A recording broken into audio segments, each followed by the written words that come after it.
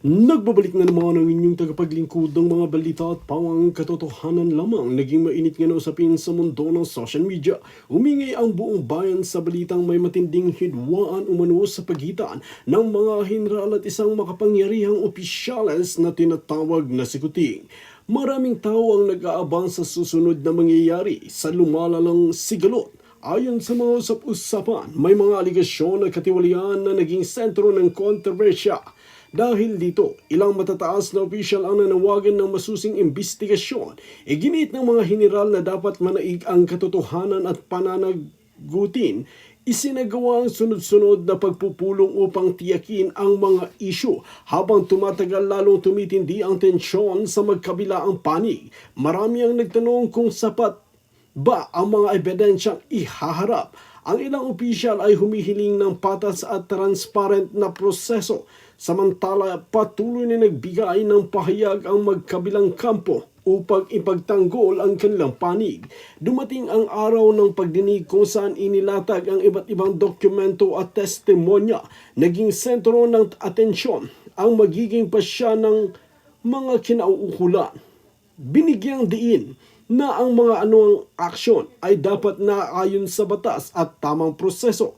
Sa huli, ipinahayag na ang kapalaran ng sinumang opisyal ay nakasalaylay sa resulta ng imbestigasyon at legal na proseso.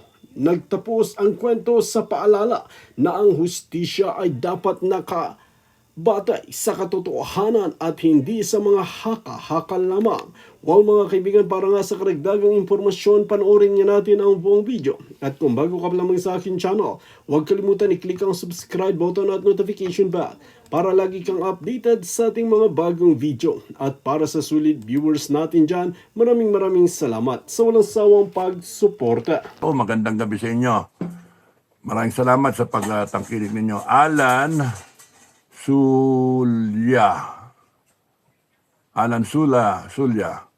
Watching from Dubai. Magandang gabi sa mga taga Dubai. Ingat kayo.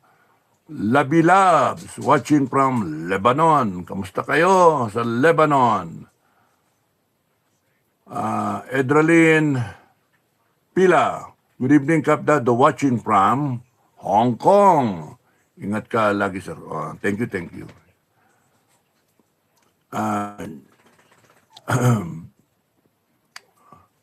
Joey, Sir Manny ng Dog. Manny ng Dog. Thank you. Clarice sa Tubog. Hi. Mia Harayuki. Hi, magandang gabi. Malabo itong ko. Yan, kaya pala yung angulo ng cellphone. Marife Flores, good evening, sir. Dado, and to all who are watching. God bless everyone. Alan Sula.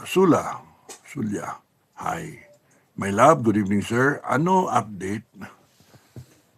Wala Ang update, wala. Kami, nagmo-monitor lang kami, pinapanood lang namin. Nagpapalakas kami, nag-organize din kami. Walang yung ibang grupo, meet sila, kikita-kita. Yung sinabi ko kagabi, yung Senate, niyan, yung objective niyan 3. Unless na meron pa hindi nakita, Number 1, gamitin yung Senado para hindi matuloy yung investigasyon o malihis yung investigasyon. May tema na nga ang hahabulin yung mga pro Duterte o pro people na mga na bubutasan nila. The style is the same. Nagpalaman na 125 million kay Inday Sara, confidential fund, ini-impeach siya ngayon. Ito naman, napalamanan tong mga to, nagkaroon ng reason, kasi planado, how sinister yung plano ng mga tarantadon to.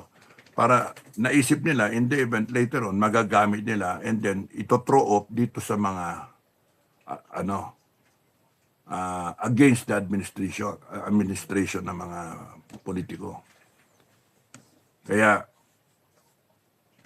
coming dyan, sila Chis Escudero,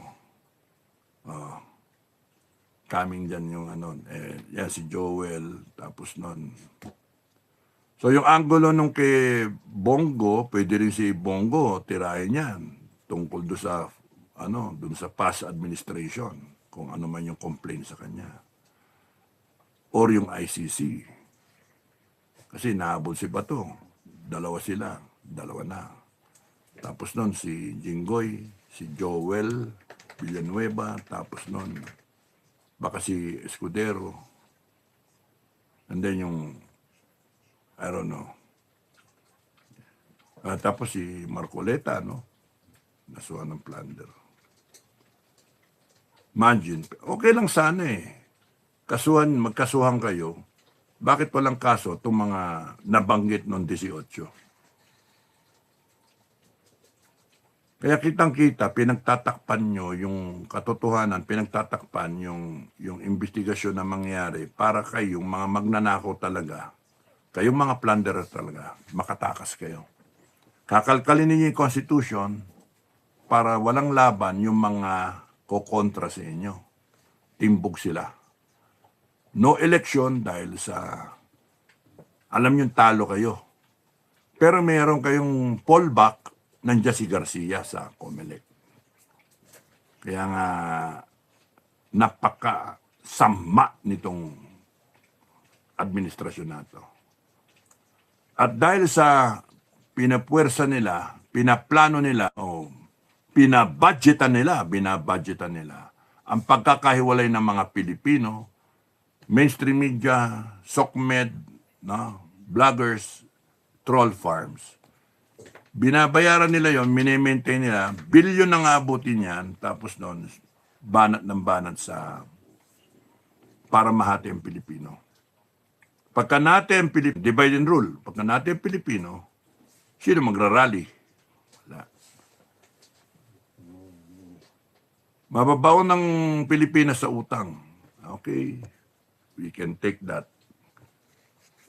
They will be in power for indefinitely. Okay, we can take that. Pero paano na kung yung ibang Pilipino ayaw na at tumayo? Diyan magkakaiba. No? Talo-talo na yan.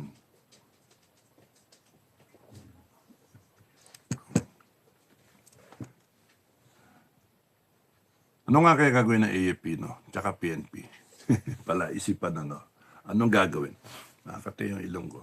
Irritated. Okay. Boy.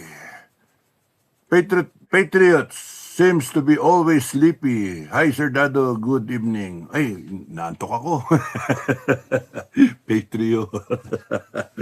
Patriot seems so sleepy. Tutulog muna ako. Tulog sa pansitan Ed's pleasure. Good evening, Kap Dado, and God bless. Leonor Montemayor, good evening. Po, Kap Dado, always be careful. Maraming salamat. Tweety Bird, magandang gabi, Tweety Bird. Teacher, nandito ka na sa Pilipinas. Dapat maglibre ka na. Halo-halo. Doon sa bad. Thank you for the heart, Tweety Bird. Good evening, Sir Dado. Good evening, teacher. Love you. Rogelio Punta. Sir, good evening. Why are there cases against those who speak the truth, but there are no cases against those who steal the budget? Of course, there's no cases about those who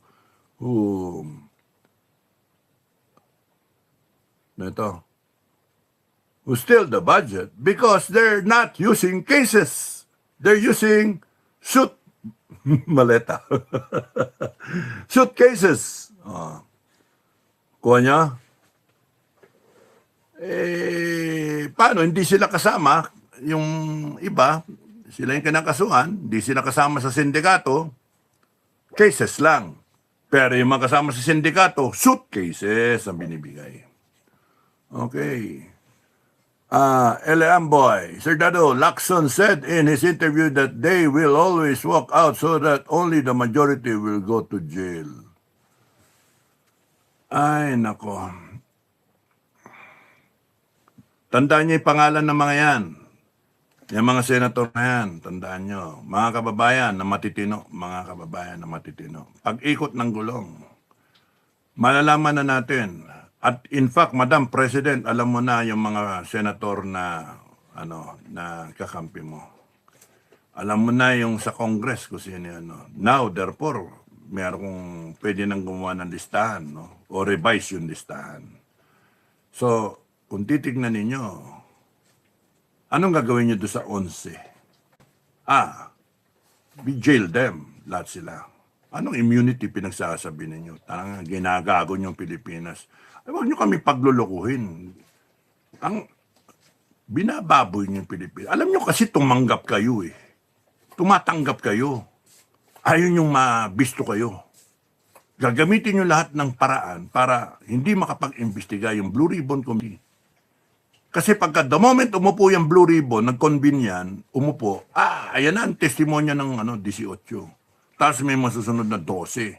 Tapos magdadatingan yung iba pang mga witness. Doon kayo takot na takot. Ma-implicate kayo lahat eh. At magigising yung maraming Pilipino. Kaya mga kababayan, ang pag-asa ninyo is yung Senado. Kaso, ginagawa nila lahat. Kita nyo, very vocal magsalita to. Sila Tulfo, si Soto, si Lacson, si Ontiveros, di ba? Very vocal sila. Subiri. Disgruntled ako kay Subiri. So I looked at him as one of the matino na mga senators noon. Siguro si Loren Legarda, rin sa mga taon to. At saka kung ginukonbinsi nila si Loren Legarda na pumunta sa kanila, matapos silang bastos-bastusin na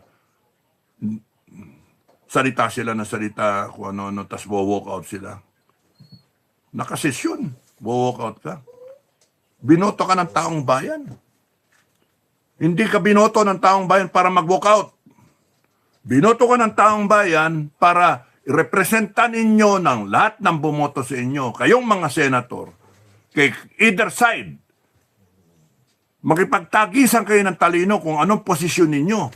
Kung posisyon nyo pro Duterte at tinitira kayo ng mga pro Marcos, makipagtagisan kayo ng talino para makita ng tao kung sino talaga yung may argument na tama. At kayong mga taga Marcos, pro Marcos na senators, yung 11, minority, walk out kayo, tanga. Pinakikita nyo na takot kayo na matatalo kayo sa argumento nitong mga 13. Think about it. Ano mangyari sa inyo sa walkout? Style bata na, puta na, hindi kayo dapat maging senator. Kaya tama lang, pag umikot ang gulong, pagka nagrevolusyon yung tao, ay naku, sana maiwasan yun. Pagka nagrevolusyon ng taong bayan, lahat kayo, tandaan. Anong malilipad kayo? Hindi. Habulin kayo ng taong bayan. Mag-abroad kayo? Hindi. Hahabulin pa rin kayo doon kung saan kayo.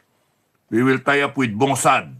We will tie up with other intelligence services so that we can catch you. Kung kinakailangan pati yung mga Russian intelligence. Ay, naka. Chinese intelligence, US intelligence, CIA, lahat yan, puntya na. O kaya yung mga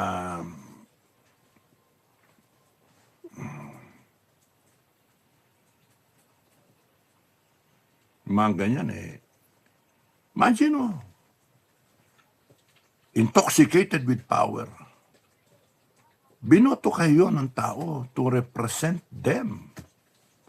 Because the people who voted for you cannot afford to be there, are so busy working that they cannot be at the session hall.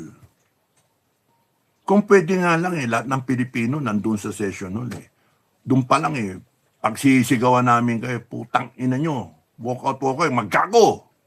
Ganun ba? Ay, pambira. walk out.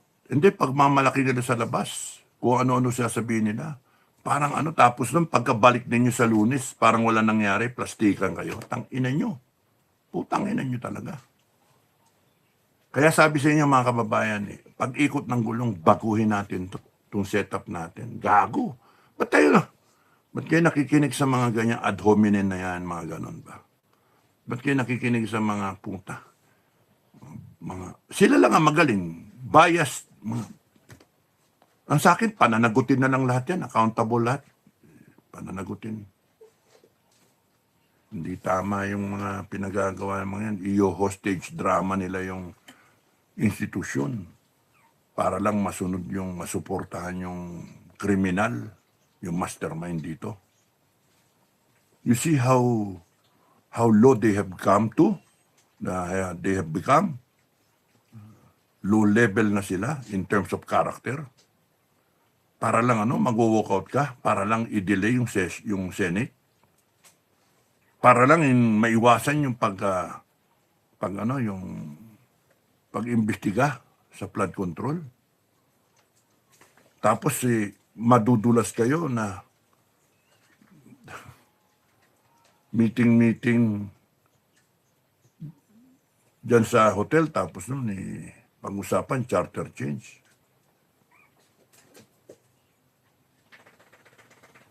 So ngayon ang basa ko mga kababayan, ang tingin ko ay yung impeachment ni Sara. Yung impeachment ni Inday Sara was really planned to be a trump card. Right now, it's going to develop na yung impeachment ni Inday Sara is just the smoke screen sa mga plano nila, yung dalawa, na yung charter change. Kasi nag-impeachment tapos kikilo sila para sa charter change. Tapos kung di kaya dito, yung investigasyon. Peprenuhan nila yon. Preno, wala. Tapos ang hahabulin, yung mga senator na 13. Kaso dito, kaso doon. And planado talaga na nilagay dyan si Ombudsman Remulla. Planado yan. Planado na nilagay dyan si Matibag. Lahat yan, si Torre, sa Browner. Planado lahat yan.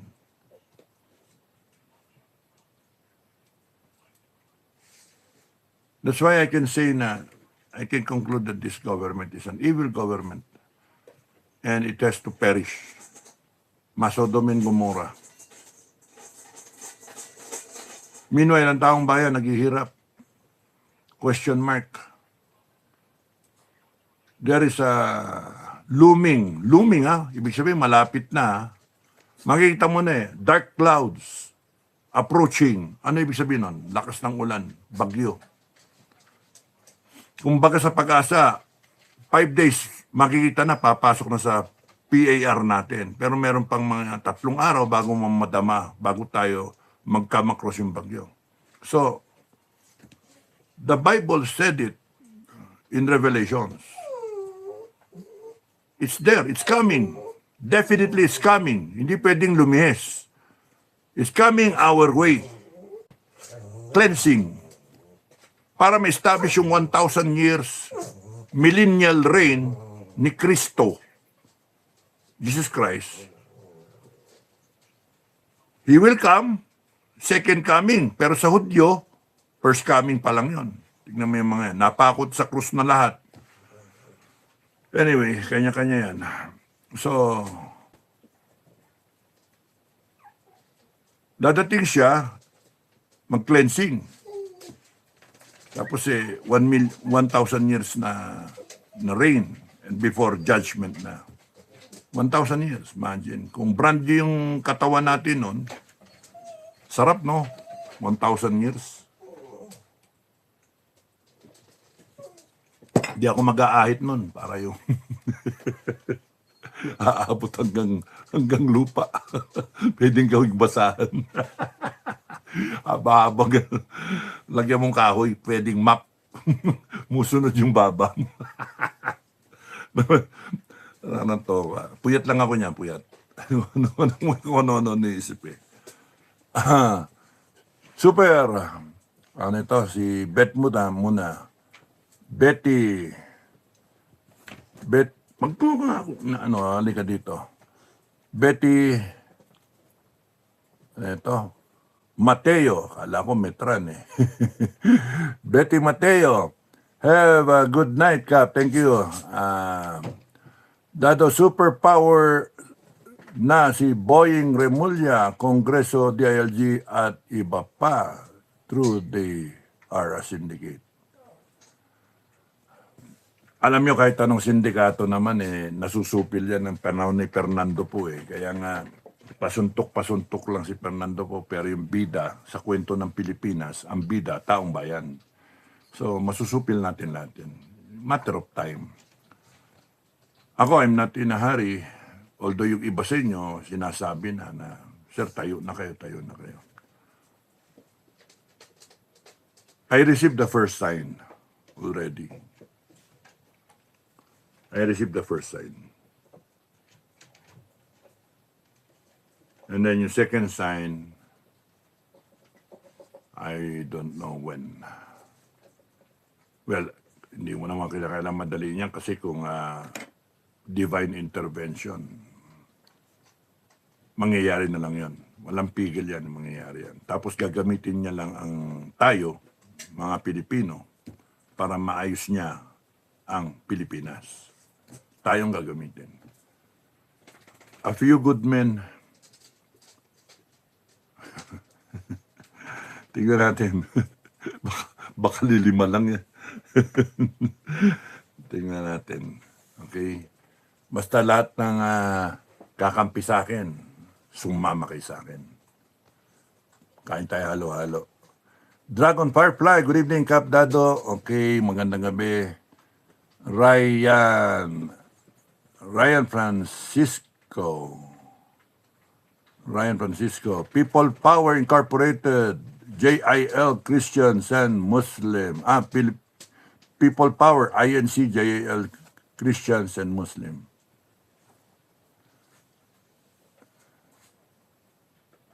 It happens na kahit wala nang usapan.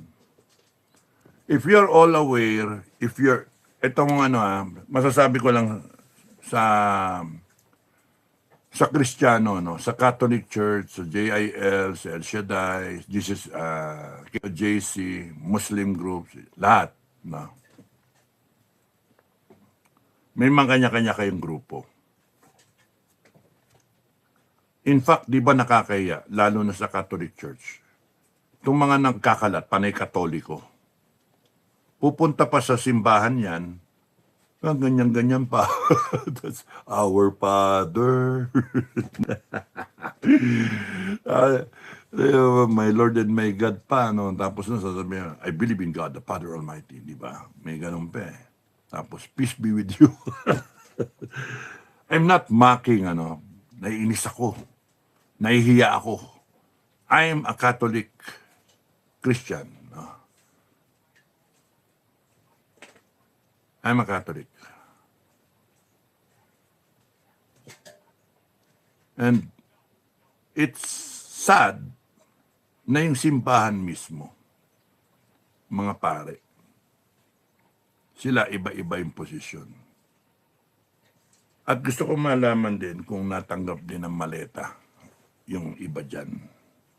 Gusto kong makalaman kung paano ba naging ma-prove ba. At kung may witness, baka yung sakristan. Remember na may lumabas na picture, di ba? Just sa Sokmed. Si Martin Romualdez naghatid ng maleta sa isang pare. Di ba? Nag-donate siya. Ay.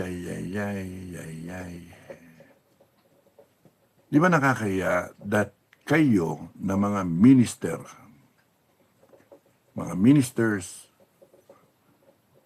mga shepherd of your flock, of your people, when there are so many going astray, doesn't it show na you are mismanaging your flock?